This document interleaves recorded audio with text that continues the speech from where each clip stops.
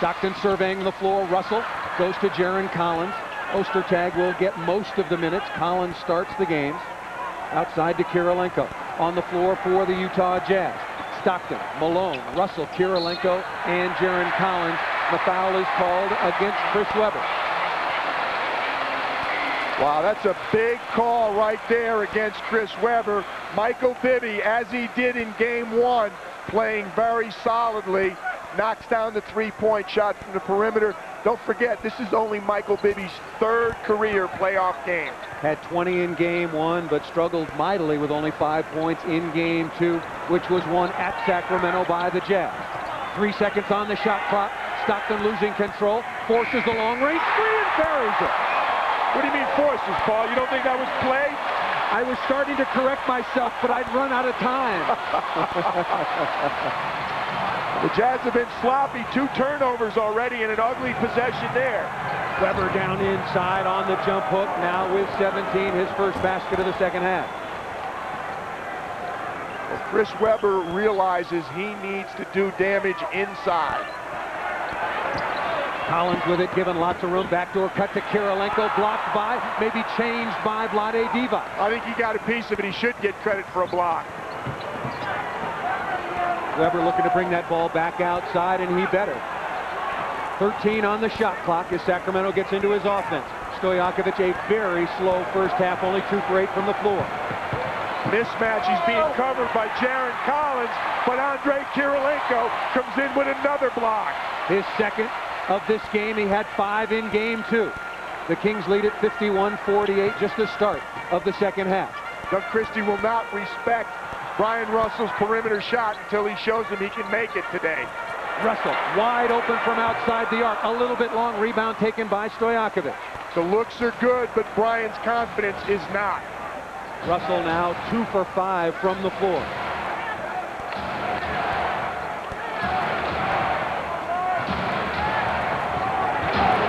Around the screen is Bibby into the corner to Doug Christie. Picked up on the mismatch by Malone. Christie wants to get in the lane. All the way to the basket, blows the layup. Rebound taken by Collins of Utah. Stockton to Malone inside. Doesn't get the roll. Malone with the offensive rebound, forces the contact, and that's a foul once again on Chris Webber. Well, I'll tell you what, Karl Malone did not finish the break, and it turned out to be a bonus for Utah. He comes up with the offensive rebound. More importantly, Chris Webber's 4th personal foul. Karl Malone misses because of Stojakovic's defense, but he grabs the rebound, just initiates the contact. That's a tough call against Chris Webber. I agree with Rick Adelman. You can't take one of the best players in the game off the floor on that call. Yeah, I agree with you. Karl Malone's been doing it for years, and it's been working for him for years. Jumped right into Chris Webber and drew that very, very important infraction. Chris Webber. First the steal right there. He anticipated the pass. Now another one, negating the turnover. Now he comes off the pick and roll, initiates contact, gets Chris Webber's 3rd foul. Shot clock on his back. Looked like a desperation shot. How did John Stockton know that the shot clock was going to run out? He's got his back to the basket, but he looks at the other basket. Sees the 24-second clock, fumbles it, buries it. And Mike Bibby, not with the same experience, obviously, not with the same recognition. If he had seen the shot clock, obviously would have come out and really pressured John in that situation, but gave him some room. Karl Malone will get to the free throw line. Again, was able to draw that 4th personal foul on Chris Webber.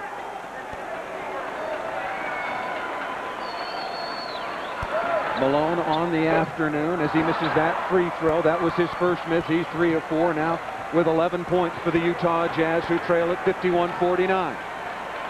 Pollard has come on to replace Chris Webber.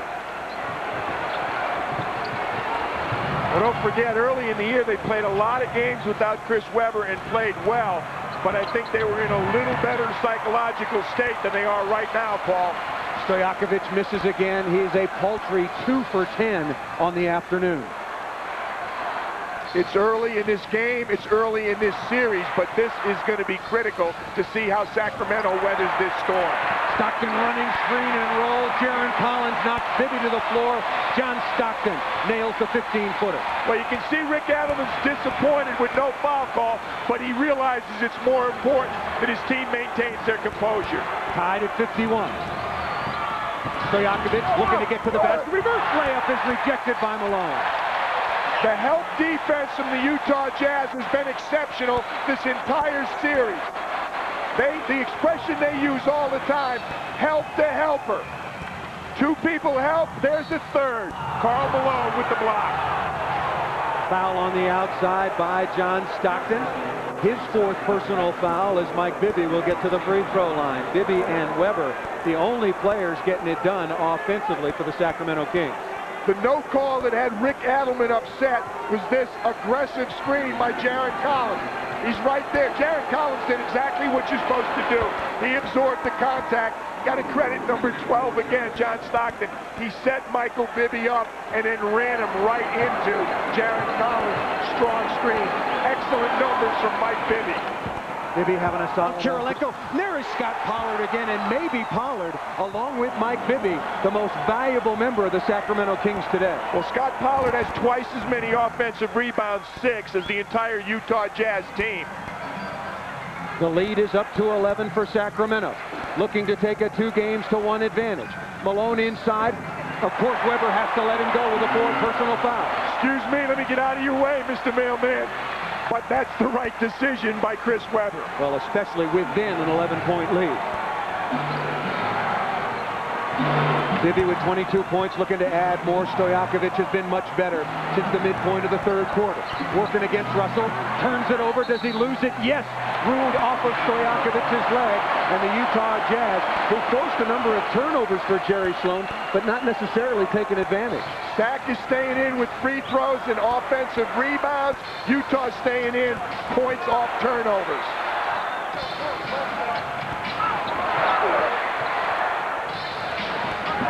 Russell open on the baseline, as is Donyell Marshall. Boy, Utah getting some good looks, and Marshall gets a very friendly roll. Marshall now with 11 off the bench as the Jazz trail it by 7. Donyell double-double in Game 1, leads the team in scoring with 19 in Game 2.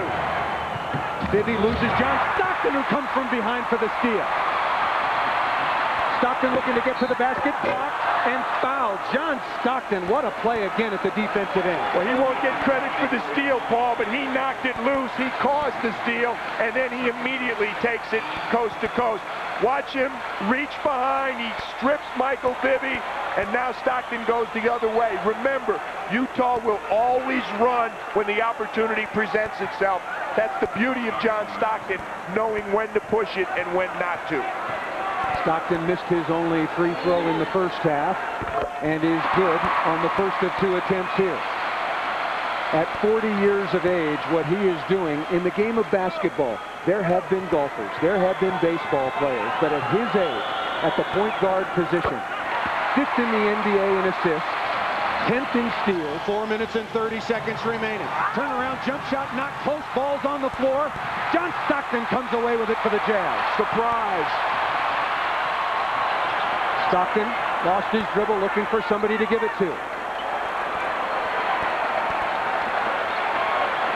Watch Stockton setting the cross screen. 10 on the shot clock. Divac with 5 personal fouls. Shot clock down to 5. Stockton pulls up and is fouled by Bibby. We've seen incredible veteran plays drawing the contact. Remember Karl Malone earlier. 4th personal foul then on Chris Weber. And Stockton bails himself out of trouble here. John Stockton getting to the free throw line. The oldest active player in the NBA. And the most active oldest player in the NBA. The Utah Jazz trailed 79-68 midway through this quarter. They're on a 10-0 run, and the Kings lead it 79-78. Weber outside, 19-footer, not close. Good block out by Russell, who takes the rebound. That's the guy you want taking the shot, but that's not the shot you want him taking.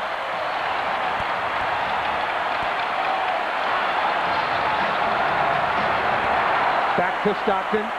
10 on the shot clock. Around the screen, good help by Divac. Marshall for 3 in the lead. Got it!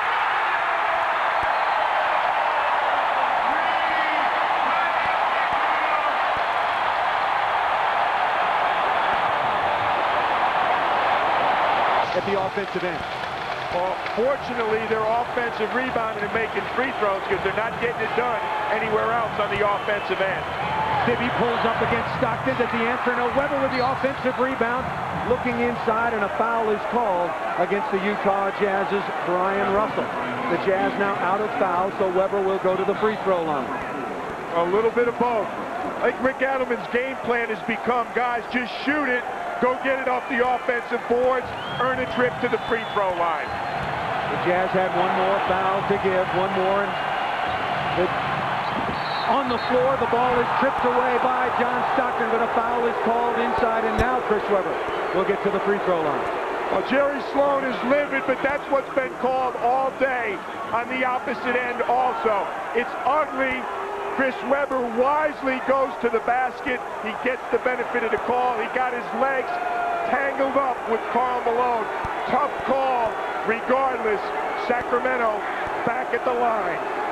Chris Weber shaking off the effects of that fall to the floor, and ought to shake off the effects possibly of a very poor afternoon for Chris Weber, particularly in the second half. Only 2 points, PJ, in the second half on 2 of 9 shooting.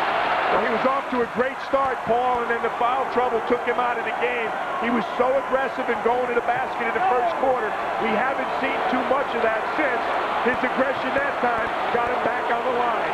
But foul trouble or not, this is supposed to be Chris Weber's team, and it has to be his time if Sacramento, after having the best record in the NBA all season long, is going to take a 2-games-to-1 advantage. This is absolutely Chris Weber's time right now, the final 2:45. The Jazz back on top, 81-80. 7 on the shot clock. Stockton almost lost it. Around a screen. Stockton. Rebound by Kirilenko. Had it momentarily. The ball comes out to Bibby. Not a good offensive possession, that trip for Utah. Bibby pushes John Stockton, who takes the charge and the flop, if you will, and creates the turnover. Well, I think that one was legit. You can be moving as long as you're in front of the man. You're entitled to the position. John Stockton got there first. That's good defense by the 40-year-old. On second look, he was there, and Bibby did fend off with his right hand. John might have completed the play, if you will, but no question he beat him to the spot. Both of these point guards have been excellent so far this afternoon.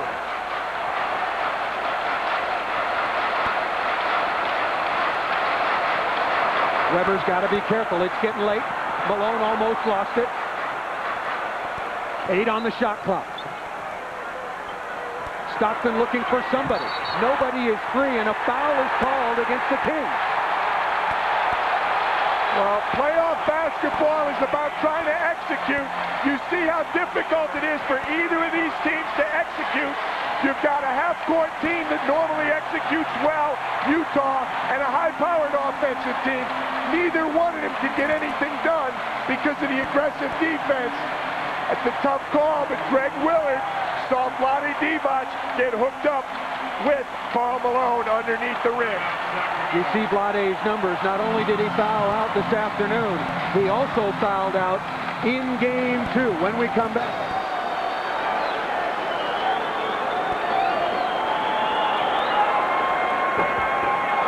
Malone gets the kind bounce, PJ.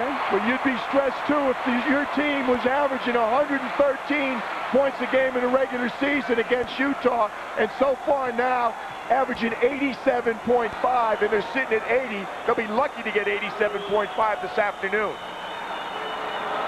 Malone fell away on that free throw, came up short, just good on 1 of 2. The Jazz lead it inside of 2 minutes to play, 82-80. Last 6 trips coming up empty, 1 point in almost 6.5 minutes. Good backdoor cut. Bibby with the play, but give the assist to Doug Christie. Michael Bibby got away from John Stockton, and a good look by Doug Christie to find him. Tied at 82. The shot clock continues to grind. Stockton to Malone inside. The basket and the foul. Well, what would you expect with a minute and a half left? John Stockton and Karl Malone pick and roll. He finds him going to the basket. There's the screen. There's the roll. Beautiful little bounce pass. Karl Malone absorbs the contact from Scott Pollard. Now with a chance. Look at the contact. If Malone can keep his feet set to finish the three-point play. You got to think. I think Scott Pollard got to take a tougher foul there and not let Karl that close to the basket get anything up at the rim. Agreed. Malone completes the three-point play, and the Jazz now lead it 85-82. A minute and 30 seconds to play. Pick and roll on the Sacramento end. Stojakovic guarded by Kirilenko. And a block is called. Wow. Kirilenko called for the foul, and Stojakovic will get to the free throw line. Well, we saw early, Paul, where this game was headed. There were going to be fouls, and there's going to be a lot of ones we can question. Give the referees credit for one thing. It's been consistent. There's been a lot of bump calls all day. Both teams, 25 or more free throw attempts. I agree with you. The officials have been consistent. It's up to the players to adjust to that as Stojakovic remains perfect at the line. Now has 18 points. A perfect 6 for 6 from the free throw line. Bobby Jackson comes on. Scott Pollard goes to the sideline. Page is struggling, 5 for 17 from the field, but he has managed to get to the line and be productive for the Kings. Free throw is perfect for Stojakovic. The Jazz lead is only 85-84.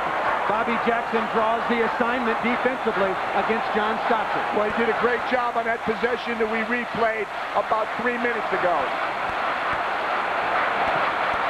10 on the shot clock. Stockton calling for Malone. Said he can't go. Stockton gets in the lane. And Russell stepped out of bounds. Real confusion seemingly that time between Stockton and Malone. John Stockton, I don't think, wanted Donyell Marshall to come across. He was waiting for him to go. Brian Russell steps on the sideline. That's only the 5th Jazz turnover in the second half. Sacramento has 12 turnovers. Bibby runs over Stockton, who's called for the block, and Jerry Sloan is beside himself, almost running into the locker room. Wow, that's a big call. Jerry Sloan thought that was Sacramento's 13th turnover of the second half. The referee, David Jones, did not agree with Sloaney. So Michael Bibby will get to the free throw line. Leading scorer for the Sacramento Kings. With 24, he nails the first. The Kings from the free throw line are 28 for 31, while the Utah Jazz only 19 of 26. Well, there's a lot of ways to get it done. Sacramento is doing it on the offensive boards and the free throw line. The Kings with a lead now, 86-85. Enough time for a 2-for-1 for Utah if they get a shot about 35 seconds left in the game. Malone has it against Weber, turns inside with some space. Malone, no. Marshall thought he had the rebound. Now Weber's got it into the front court to Jackson. But they'll get another possession. Utah can play it straight up. Utah could have played it straight up. You're absolutely right, PJ. Sending Stojakovic to the free throw line. Terrible foul by John Stockton, totally uncharacteristic of his normal cerebral game. They should not have fouled. They certainly shouldn't have fouled Peja Stojakovic, and you don't want to play the most important possession so far in the playoffs without your point guard. John looks up. You see, he realizes now what he didn't realize. He didn't have to foul. Stojakovic good on the first free throw and perfect on the second. And the Sacramento Kings, with 25.3 seconds remaining, are back on top of the Utah Jazz. On top, 88-85, 25.3 seconds remaining. The Kings looking to take a 2-games-to-1 advantage in this best-of-5 series. The #1 seeded Kings against the 8th seeded Utah Jazz. You don't have to take it 3 right now. 25 seconds can be an eternity in the NBA. Russell down the lane. The layup is no good. Turkoglu with it. Now out to Christie, and Rusty LaRue takes the foul. And Brian Russell absolutely blew an uncontested layup for the 3. Quickly, but not necessarily a 3.